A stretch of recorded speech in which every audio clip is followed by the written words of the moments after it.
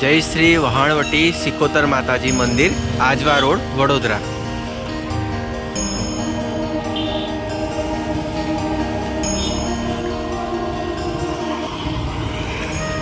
નમસ્કાર મિત્રો, અત્યારે આપણે વડોદરા જિલ્લાના આજવા રોડ પર છીએ।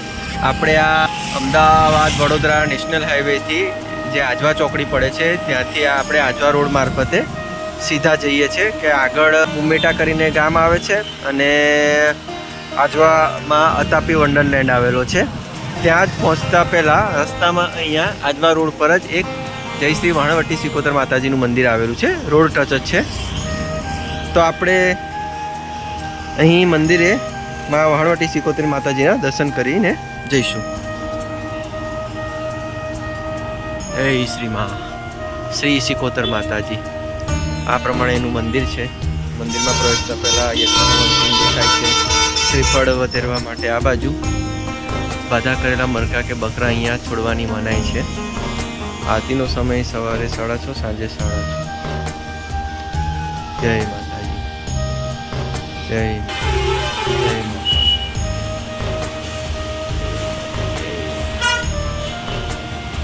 જય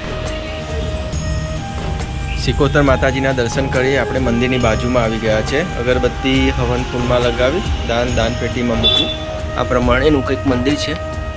વહાણવટી સિકોતર માતાજીની પ્રતિમા છે અને માતાજીનો અખંડ દીવો પ્રગટી રહ્યો છે। ઘણા બધા ભાવિ ભક્તો અહીં આવી માતાજીના અગરબત્તી, શ્રીફળ, કંકુ, હવન, અગરબત્તી અને આ ફૂલ ચડાવતા હોય છે।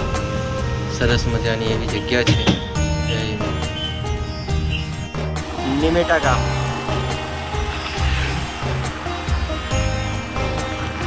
સ્વામિનારાયણ ભગવાનનું મંદિર છે।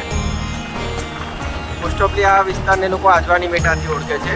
નિમેટા પછી આજવા ગામ આવે અને અત્યારે આપણે પહોંચી ગયા છે નિમેટા ગાર્ડન।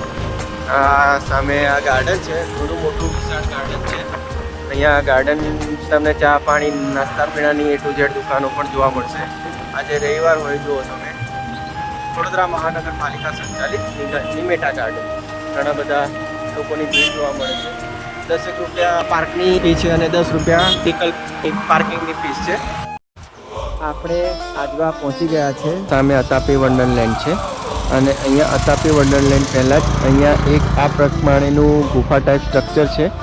ઉપર શિવ ભગવાન છે, પાર્વતી માતાજી છે, સિંહની મુખાકૃતિમાં અંદર પ્રવેશીને તમે પાછળ હનુમાનજીની એવી વિશાળ પ્રતિમા છે જેના દર્શન કરી શકો છો।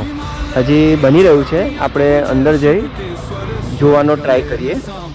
ચાલો, આપણે પોતાનું વ્હીકલ પાર્ક કરી હવે અંદર જઈ રહ્યા છીએ। આપણે આ રોડ પર જ છે, સામેથી આવ્યા। આ સામે અતાપી વંડરલેન્ડ દેખાય છે, જુઓ। કલર કામ કરવાનું બાકી હોય તેમ લાગી રહ્યું છે। પહેલાં અંદર જવા દેવાતા નહોતા, અત્યારે અંદર જવા દેવામાં આવે છે। આપણે અંદર જઈએ અને દર્શન કરીએ। આ પ્રમાણેની સિંહની મુખાકૃતિ છે। આપણે એના મુખમાં અંદર પ્રવેશીશું। પ્રવેશતા પહેલાં અહીંયા નંદી મહારાજના દર્શન થાય। આ પ્રમાણેનું કંઈક છે, જો ગુફા ટાઈપ છે। જય મહાદેવ, જય ભોલેનાથ, શંકર ભગવાનની શિવલિંગ છે। જય ગણપતિ દાદા, જય મહાદેવ, જય માતાજી, જય ગણપતિ, હર હર મહાદેવ। મંદિરની ઉપર કમર છે અને આ બાજુ છે શ્રી રામ, સીતારામ, જય શિયારામ। તમને બતાવું, જો આ પ્રમાણેનું કંઈક બનાવવામાં આવેલું છે। પહાડોની અંદર હોય તેવું લાગી રહ્યું છે। આપણે આ સામેથી અંદર આવ્યા જો, અને હવે આપણે આ બાજુ જોઈશું શ્રી હનુમાનજી, જય શ્રી હનુમાન। અને અહીંયા જો નાગ માતા જ છે, નાગની આકૃતિમાં કલર કામ થશે પછી સરસ નજારો જોવા મળશે, માતાજીના દર્શન થશે। અહીંયા હનુમાનજી છે, હનુમાનજી દાદા। આ મંદિરની પછાડી છે હનુમાનજીની વિશાળ પ્રતિમા, જુઓ। જય હનુમાનજી। આપણે શંકર ભગવાનના, રામ લક્ષ્મણ સીતા માતાના, હનુમાનજીના દર્શન કરી બહાર આવી ગયા છે. અત્યારે હનુમાનજીની જે વિશાળ પ્રતિમા છે ત્યાં જવાનો કોઈ રસ્તો જ નથી, નો એન્ટ્રી છે. થોડા સમય પછી કદાચ ખુલી જાય ત્યાં જવા દેવામાં આવે.